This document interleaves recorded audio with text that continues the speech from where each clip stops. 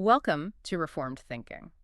I want you to picture a man who, he literally has it all. And I am not talking about some modern tech billionaire with a couple of yachts and, a social media platform.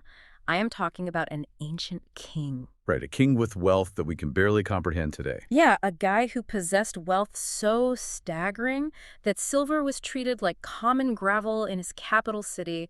This man had absolute political authority. He had peace on all his borders, which was unheard of. He had this massive fleet of ships bringing in exotic goods from the very edges of the known world. And it wasn't just the money either. No, not at all. Kings and queens would travel for months across brutal, scorching deserts just to sit in his throne room and listen to him speak. Yeah. His intellect was unmatched. And he even had something no amount of money could buy, which was direct, visible encounters with the creator of the universe. God actually spoke to him.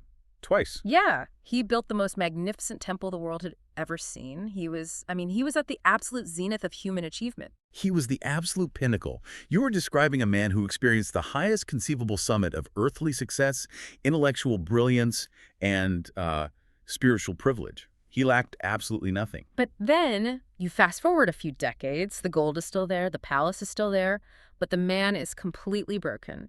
He is sitting in his royal halls, old, exhausted, and just filled with bitter regret because he compromised everything. He really did. He married hundreds of women to secure political alliances. Right, and to keep them happy, he started building altars to foreign gods.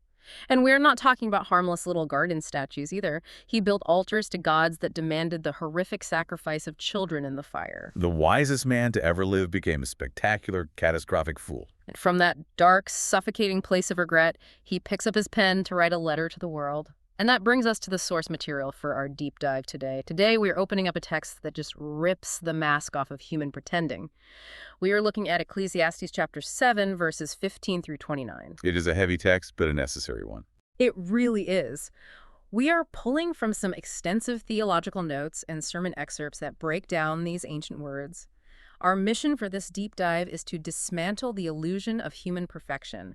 We are going to strip away that blinding trap of self-righteousness and investigate the severe but liberating grace of humble wisdom. Which is something we all desperately need to hear. Definitely. So we will unpack what it means for you to live in a fleeting world under the sun without wasting your breath trying to pretend you are flawless, because Solomon learned the hard way that life is broken. So let's look at the historical backdrop here. Well, the book of Ecclesiastes is basically an uncompromising autopsy of human nature. It strips away all the comforting illusions we build around ourselves. We are looking at the theological autobiography of King Solomon in his twilight years. So this isn't just theory for him. Not at all. To grasp what he is saying in chapter 7, we have to understand the trajectory you just described. This is not some abstract philosopher sitting in an ivory tower hypothesizing about the meaning of life over a cup of tea. Right. This is the agonizing confession of a backslidden king who drank the cup of earthly pleasure and human ambition down to the very dregs, only to find, well, nothing but bitter sediment at the bottom. And he uses a very specific Hebrew word to describe that frustration. No, the word for vanity, right? Yes, the word is hevel. People often translate it as vanity or meaninglessness, but a more accurate physical description is vapor or breath. Vapor, so like temporary. Yeah, think of stepping outside on a freezing winter morning and seeing your breath hang in the air for a second. If you try to reach out and grab it, your hand closes on absolutely nothing. That is hevel. It is elusive, transient, and incredibly frustrating. Wow.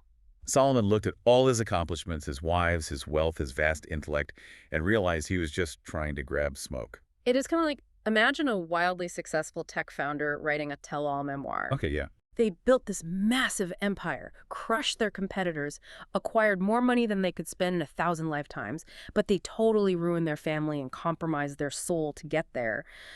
Now they are retired, sitting in some empty giant mansion, writing back to the rest of us saying, look, do not make my mistakes. The view up here is completely empty. That captures the tone perfectly. Yeah. Solomon is writing from a post-fall perspective. He is reflecting on humanity's fall in the Garden of Eden, sure, but he's also writing from the fresh wreckage of his own devastating personal fall. Which gives it so much more weight for the listener. Absolutely. We also have to place this within its specific cultural epoch. He is writing to the covenant community of Israel, and they are surrounded by the pagan wisdom traditions of Egypt and Mesopotamia. And those traditions were very different from biblical wisdom. Night and day. Those surrounding cultures operated on a strict transactional system. Their wisdom literature essentially promised that if you performed the right moral actions and, recited the right magical incantations, the gods were obligated to give you success. Like a cosmic vending machine. You put in the good behavior coin, and out pops the prosperous life. That is a great way to put it. The pagan worldview demanded that the universe function like a predictable, fair machine. Solomon contrasts that transactional pagan wisdom with true biblical wisdom. He was operating under the administration of the Mosaic covenant. The law of Moses. Yes, and the law of Moses demanded perfect, perpetual, and personal obedience to God. Solomon, in his old age, is demonstrating that this standard is entirely impossible for fallen humanity to achieve. He is documenting the absolute failure of the human king to be the ultimate deliverer for God's people. Because he himself failed so miserably. Exactly. This failure points toward the desperate, crying need for a greater son of David who will not fail. So, because Solomon has lived this failure, he begins the specific section in chapter 7 by pointing out a massive anomaly.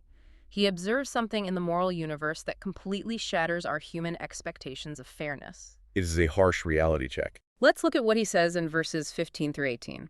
He says, he has seen righteous people perishing in their righteousness and wicked people living long lives in their wickedness. He identifies a horrifying anomaly that destroys simplistic retribution theology. Retribution theology, that is the idea that good people always win and bad people always lose, right? Right. It is the assumption that good behavior results in an immediately painless life, and bad behavior results in immediate, visible suffering. We see this flawed logic everywhere today. Oh, absolutely. Think of prosperity gospel preachers. They tell their audiences that if they have enough faith and live a clean life, God will guarantee them a big house, perfect health, and unending happiness. Which is such a dangerous message. It is. They claim that if you are suffering from cancer or poverty, well, you must have some secret, unconfessed sin holding back God's blessing. That mindset is incredibly cruel to people who are genuinely suffering. I mean, it adds a massive layer of guilt on top of their physical or emotional pain. You are sick, and on top of that, it is supposedly your fault for not having enough faith. It is cruel, and according to Solomon, it is objectively false. Solomon looks out at the world under the sun and declares that the universe does not always operate on that neat, clean ledger system in this present age. Right. It is messy. Very messy. Sometimes the most upright person in the city gets a terminal illness at age 30, while the corrupt, cheating politician lives a life of luxury and dies peacefully in his sleep at age 90. I feel like we all intuitively know this. We see it on the news every day, but it still really bothers us. We want the world to be fair. We want the bad guys to get their comeuppance and the good guys to win in the end. It is human nature to crave that justice. But because of this anomaly, Solomon issues a command that sounds totally counterintuitive. He says, do not be overly righteous and do not make yourself too wise. Which is a shocking thing to hear in the Bible. It really is. I have to stop right there and struggle with this for a minute on behalf of anyone listening who might be confused. I grew up thinking the entire goal of faith was to be as good, as moral, and as righteous as humanly possible. How can a person possibly be overly righteous? Is Solomon telling us to just lower our standards and be mediocre? No. That tension you are feeling is intentional. Solomon is absolutely not handing out a divine permission slip for moderate sinfulness. That would contradict the entire rest of the biblical ethic. Right, that wouldn't make any sense. Instead, he is launching a targeted, surgical strike against Pharisaical pride. He is attacking legalism. Yeah. To be overly righteous in this context is to be righteous in your own eyes. It is the arrogant attempt to manipulate God through hyperpiety. Break down what that kind of legalism looks like in everyday life for you and me. Give me a concrete example. Okay, it looks like pressing way beyond the boundaries of God's actual commands and inventing new, severe rules for yourself, and then here's the key, holding everyone else to those artificial standards. Judging others based on rules you made up. Yes. But more than that, it is the internal belief that your strict moral discipline puts God in your debt. A person acting overly righteous believes they have backed God into a corner. Like they hold the leverage. Precisely. They think, well, I read my Bible for 2 hours every morning. I give 20% of my income away, and I never associate with bad people. Therefore, God owes me a promotion at work, my children must turn out flawlessly, and I should never experience a serious illness. So they're turning God into a business partner who is bound by a contract they wrote themselves. They are manufacturing their own righteousness as a bargaining chip. And Solomon is warning that this mindset will completely destroy you. Why? Because the anomaly is going to happen anyway. Yes, because the anomaly will eventually hit your life. You will suffer despite your good behavior. And when you do, if your faith is built on your own manufactured righteousness, it will collapse into raging bitterness. You will feel cheated. You will shake your fist at heaven and accuse God of breaking the contract. You will feel betrayed, not realizing that God never signed your contract in the first place. Wow. That explains so much about why some very religious people become the most bitter, angry individuals when tragedy strikes. Their whole system is built on an illusion of control. But Solomon balances this warning right. He does not just go after the legalists. No, he immediately warns against the exact opposite extreme. He says, do not be overly wicked and do not be a fool. Why should you die before your time? So he shuts down antinomianism. Right. Antinomianism is the idea of living without any moral law or restraint. It is reckless sin. Some people look out and see that the wicked prosper and the righteous suffer, and they conclude that nothing matters at all. They embrace complete nihilism. They say, if the good guy is young anyway, I might as well lie, cheat, steal, and indulge every desire I have. They just throw their hands up and dive into the mud. And Solomon says that is a guaranteed path to an early grave. Reckless folly destroys a society and it destroys the individual. The safe path through these twin hazards, the hazard of arrogant legalism on one side and the hazard of reckless rebellion on the other, is the fear of God. The fear of God. Yes.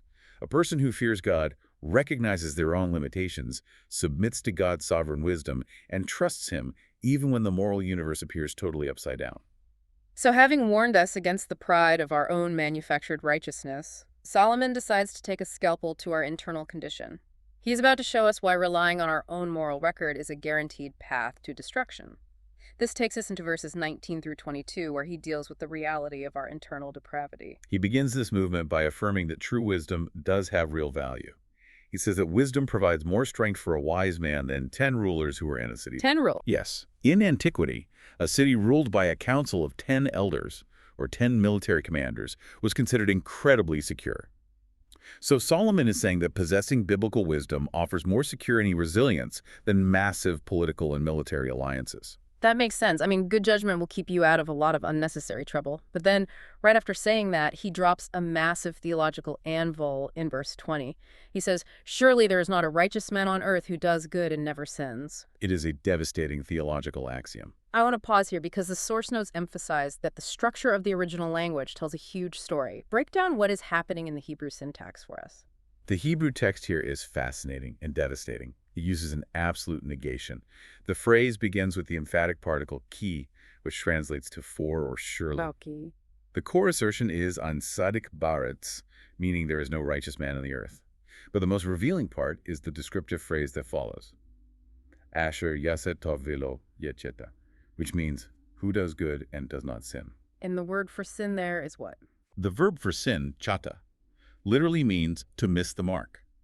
The text juxtaposes doing good with the absolute negation lo, meaning not or never, combined with the imperfect verb yecheta. So what does that specific grammatical combination actually imply for us, like in plain English? It implies that even in our best, most charitable, most good actions, sin is inexorably present. There is no such thing as an unpolluted good work generated by a fallen human being. The doctrine derived from this text is total depravity. I think we need to clarify total depravity because the phrase itself, it sounds like it means every single person is basically a serial killer waiting to happen.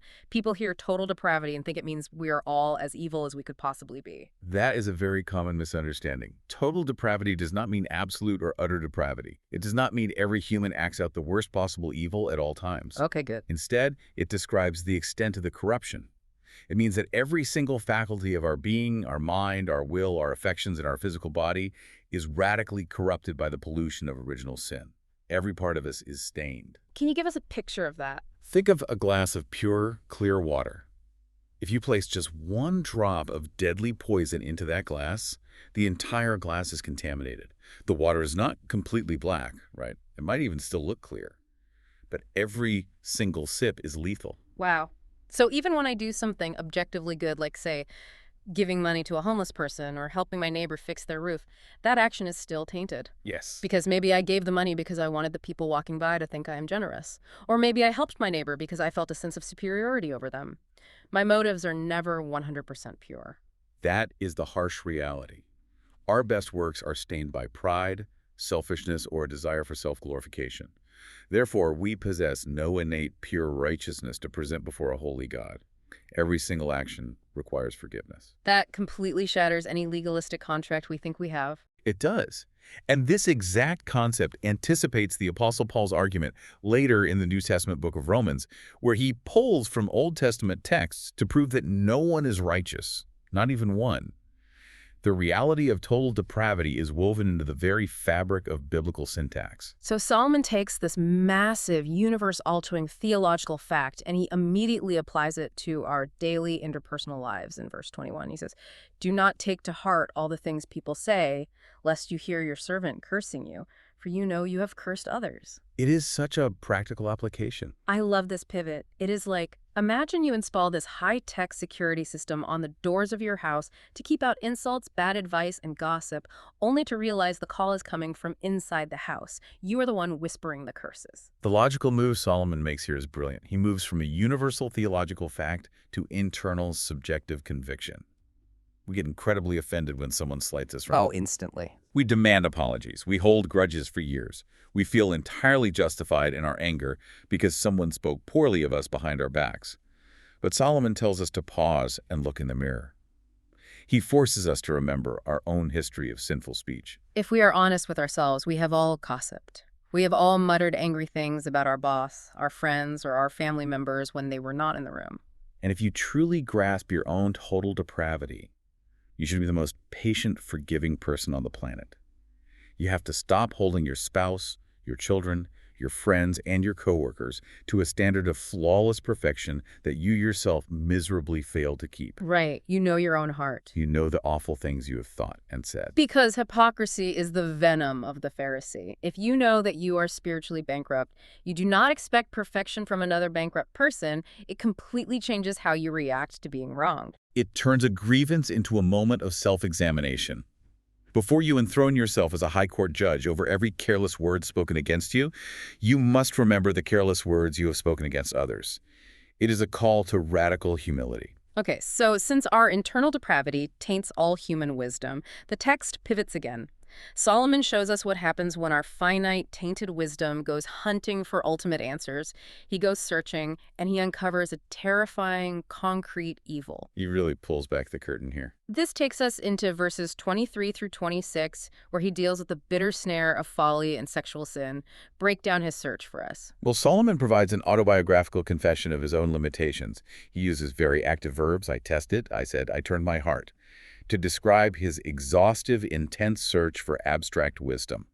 He wanted to understand the grand scheme of the universe. But he couldn't do it. No, he concludes that it is far off and exceedingly deep. He cannot figure it out. Then, his search for abstract, philosophical wisdom transitions into the discovery of a very specific, tangible evil. He says he finds something more bitter than death, and he identifies it as the adulterous woman. I know this passage has been misused in the past, so let's be very clear about what is happening here for our listeners.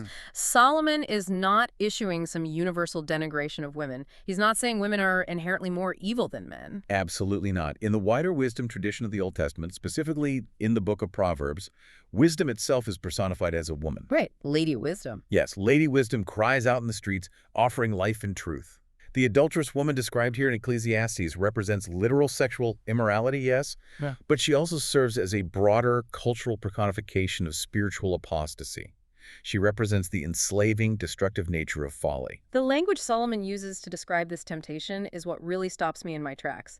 He does not describe falling into sexual sin as a casual slip-up. He does not treat it like a simple mistake in judgment, like, oops, I fell into bed. He uses ancient hunting imagery. The Hebrew vocabulary in this section is truly terrifying. He describes her heart as snares and nets, and her hands as fetters. Let's look at the actual words. The word for snares is matsad. Matsad. Yes. This does not refer to a simple tripwire in the woods. Matsad refers to massive siege works built around a city or brutal, inescapable traps designed to catch large, dangerous beasts. Like a massive steel bear trap hidden under the leaves, something designed to snap shut, crush bone, and hold you in place until the hunter arrives to finish you off. Yes, and the word for nets is charum. This is a dragnet. It was a heavy, weighted net thrown into the sea to pull fish helplessly to their doom. So they can't just swim out of it. No, the fish cannot swim out. They are dragged by overwhelming force to the shore to die.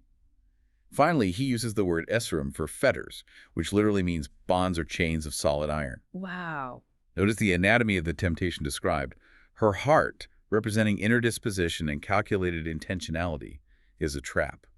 Her hands, representing physical actions in embrace, are iron chains. That is a calculated predatory imprisonment. It is a literal ambush. Furthermore, if you study the extra-biblical literature of the ancient Near East, you find that the pagan goddesses of love and war deities like Ishtar or Inanna were often depicted in these exact predatory terms. They were hunters of men. That is wild. Solomon is adopting this familiar cultural motif to expose the demonic reality operating behind illicit sexual allure.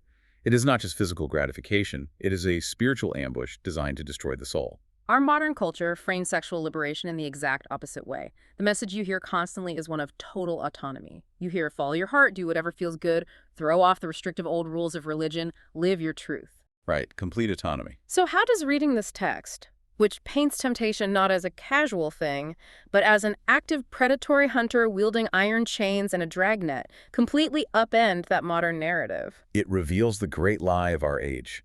What the modern world calls absolute freedom is actually the heaviest, most brutal form of bondage. Sexual sin is a peculiar evil because it is a severe violation of the created order. It attacks the very core of human identity and the design of the family. Well, it's not a victimless crime. No. To toy with it is a dance on the edge of the abyss. You cannot flirt with a dragnet and expect to swim away when you get bored. The text states a stark binary reality. Only the one who pleases God escapes, while the sinner is taken by her. Escape is a grace-enabled rescue. Captivity is a moral judgment. I have read commentators who point out that God often judges the sexually immoral by simply giving them over to their own idols. He lets the hunter catch them. He allows them to be seized by their lusts, only to be dashed against the rocks. The Apostle Paul writes about that exact form of judgment in Romans chapter 1. God hands people over to their degraded passions. The intended effect of Ecclesiastes 7 on the original audience was to evoke absolute terror. Because they lived in a crazy culture, too. They lived in a culture saturated with fertility cults and temple prostitution. Solomon wanted them to view illicit sexual enticement as something literally worse than dying. He wanted to motivate them, through the fear of divine judgment, to flee the snare before the jaws snap shut. This specific predatory evil is just one symptom of a much wider systemic disease infecting humanity. Solomon decides to trace this all the way back to the very beginning of human history. He contrasts God's original perfect design with mankind's historical reality. He goes back to Eden. Right. This brings us to verses 27 through 29. Let's look at the statistics he brings up first, because they sound incredibly harsh on the surface. Solomon recounts his painstaking investigation into human nature. He says he added one thing to another to find the scheme of things. It is the language of an accountant trying to balance a ledger. And he shares a statistical observation. He found one righteous man in 1,000, but not a woman among all these. Again, we need to handle this carefully. He is not making an ontological statement about gender, right? He is not saying men are capable of righteousness and women aren't. Correct. This is a hyperbolic illustration of the absolute rarity of true righteousness. It is the agonizing cry of a king who searched his entire corrupt royal court. Oh, that makes sense. His court was massive. Remember, Solomon had 700 wives and 300 concubines. He lived in a palace filled with political maneuvering, backstabbing, and manipulation. He searched among his massive entourage and found true wisdom to be virtually non-existent. So it is an indictment on his own household. Yes. He is concluding that true righteousness is a statistical impossibility for fallen humanity. No one, male or female, naturally seeks after God. And that devastating realization leads to the massive climax in verse 29. He writes, "See, this alone I found, that God made man upright, but they have sought out many schemes. This is the theological bedrock of his entire argument. It is a masterpiece of antithetical parallelism. It establishes the state of humanity before the fall in Eden. God made mankind yashar. Yashar, what does that imply about our original state? Yashar means straight, right, just, and morally unbending. It is a builder's term. Think of a perfectly plumb wall or a straight piece of timber. It is the exact opposite of being twisted, warped, or crooked. In the garden, Adam possessed original righteousness. He was aligned perfectly with the will of his creator. But then comes the catastrophic shift. The straight wood gets warped. The text says, but they have sought out many schemes. The Hebrew word for schemes is chishbanoth. Shishbanoth. Yes, it is an exceedingly rare noun. It stems from the root chahab, meaning to think, to account, or to calculate. In this specific context, it refers to complex inventions, cunning devices, or calculated sinful machinations. So we didn't just accidentally stumble into sin. We didn't just trip and fall into a puddle of immorality. We engineered it. We used our brains to invent it. Precisely. Why did the author choose chishbanoth instead of a simpler, more common word for sin or transgression? Because he is specifically addressing the illusion of being too wise. The human intellect, our prized capability for reason and logic, has become the primary engine of our rebellion against God. That is a staggering thought. We use our minds to invent new ways to sin. We develop complex philosophies to justify our autonomy. We construct massive theological systems designed to evade the sovereign authority of God. It's kind of like, imagine a brilliant software engineer. You give this guy a state-of-the-art supercomputer, and his mission is to cure a rare disease or solve world hunger. Okay?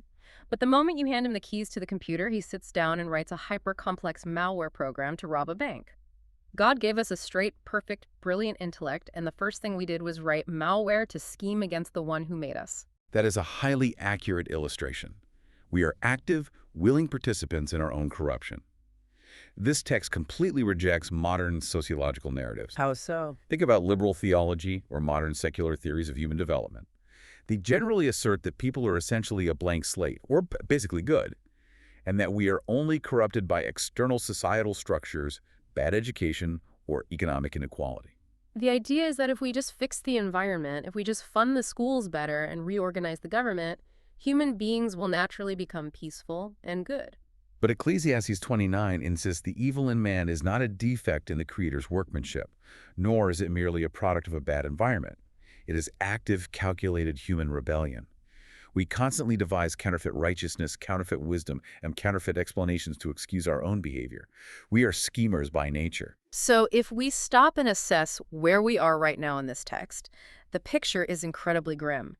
If our wisdom is limited, our righteousness is bankrupt, our best and most charitable actions are stained with hidden sin, and our brilliant minds are essentially factories pumping out new schemes to ignore God, where does that leave us? It leaves us in a bad spot. A listener hearing this might just feel like standing on the precipice of total despair. Where is the hope in all of this? If we stop reading here, we are left in the suffocating grip of despair. But the entire burden of Ecclesiastes 7 is to bring us to the end of ourselves. It is designed to exhaust our self-reliance, so we are forced to look somewhere else. The text screams for a greater Son of David. We must view this entire passage through the lens of Christological fulfillment. Let's connect those dots. Start with Solomon's search for the one righteous man. He looked at 1,000 people and couldn't find a single one who did good and never sinned. Solomon searched desperately and declared there is not a righteous man on earth. But redemptive history declares a glorious, universe-altering reversal. There is one righteous man on the earth. He is the Word made flesh, the second Adam, the Lord Jesus Christ. He is the one in 1,000. He is the statistical impossibility stepping into human history. Yes, where the first Adam fell from his uprightness and plunged humanity into a chaotic mess of sinful schemes, Christ descended from the glory of heaven and yielded flawless, perpetual, active obedience to the law of God. I want to focus on that phrase, active obedience. Break that down, because I think a lot of Christians only think about the cross. They only think about Jesus dying to wipe away their bad record. But active obedience is something different, and it is crucial for our peace of mind. Active obedience refers to Christ's sinless life. He didn't just come to earth, wait around for 33 years, and then die to pay for our sins.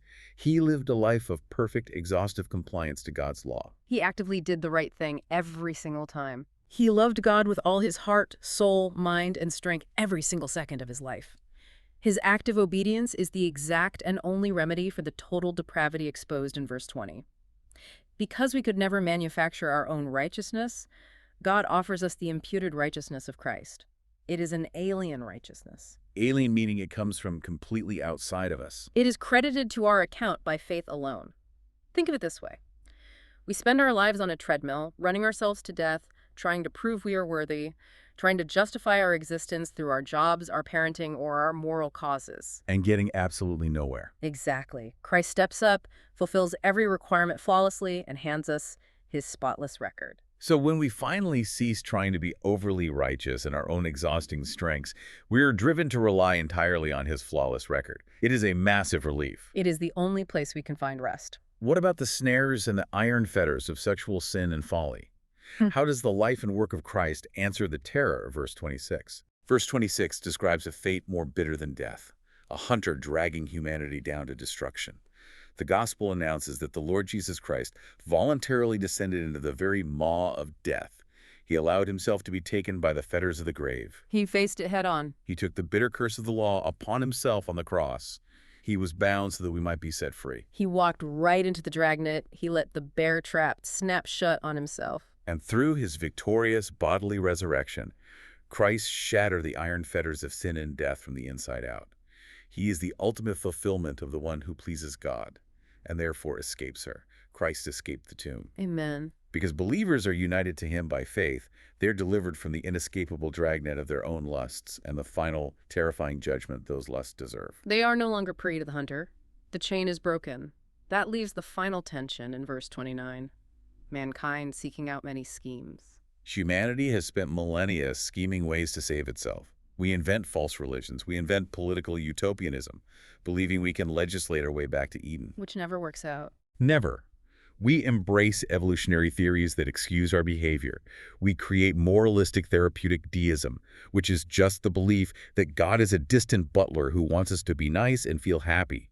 These are the wretched inventions of a fallen mind trying to reach God on its own terms, bypassing the cross. But God has a response to all our brilliant scheming. The cross of Jesus Christ is the divine scheme. It is the eternal decree of the triune God to redeem a people for his own glory. The cross destroys the wisdom of the wise. It completely thwarts the cleverness of the schemers. It turns everything upside down. Christ did not come to offer us a new philosophical paradigm to add to our earthly calculations. He did not come to give us a better set of rules. He came to crucify the old man with all his deceitful schemes and to raise us up as a completely new creation. So the severe surgical intervention of Ecclesiastes 7 is actually an incredible mercy. It strips away the exhausting treadmill of self-salvation. It looks you in the eye and tells you to stop wasting your breath pretending you can manage your own righteousness. It is the best bad news you will ever hear. It takes the idol of self-reliance out of your hands so you can rest completely, fully, and permanently in the finished work of Christ. It is harsh medicine for a mortally sick soul. It humbles the proud legalist, it warns the reckless rebel, and it drives the desperate sinner straight into the arms of the Savior. As we wrap up this deep dive, let's recap the key takeaways we have uncovered today for you guys listening. First, kill the hypocrite within. Stop demanding flawless perfection from your spouse, your kids, and your coworkers when you know the massive depths of your own internal depravity. Stop eavesdropping on the world expecting praise. Second, flee the predatory iron chains of sexual sin. Do not toy with the snares of a hypersexualized culture that promises absolute freedom but delivers bitter, inescapable death. You cannot outsmart the hunter on your own. And third, abandon your human scheming. Stop trying to invent clever ways to bypass God's law or manufacture your own salvation. Rest entirely on the alien, perfect righteousness of Jesus Christ. True wisdom is knowing that you possess no innate wisdom, and true righteousness is resting entirely in his completed work. I want to leave you with a final thought to mull over, building on what we discussed today. If verse 29 tells us that our natural, fallen inclination is to use our brilliant minds to invent complex schemes away from God, take a hard look at the landscape of our modern technological advancements. Look at the devices we hold in our hands. It is a sobering thought. Are the algorithms, the endless scrolling screens, and the virtual realities we consume every single day pushing us toward the fear of God? Or are they simply new, shiny iron fetters wrapped up and sold to us as progress? Are we engineering our own captivity while calling it innovation? It is something to think about the next time you pick up your phone to scroll. Thank you so much for joining the conversation today. We will catch you on the next deep dive.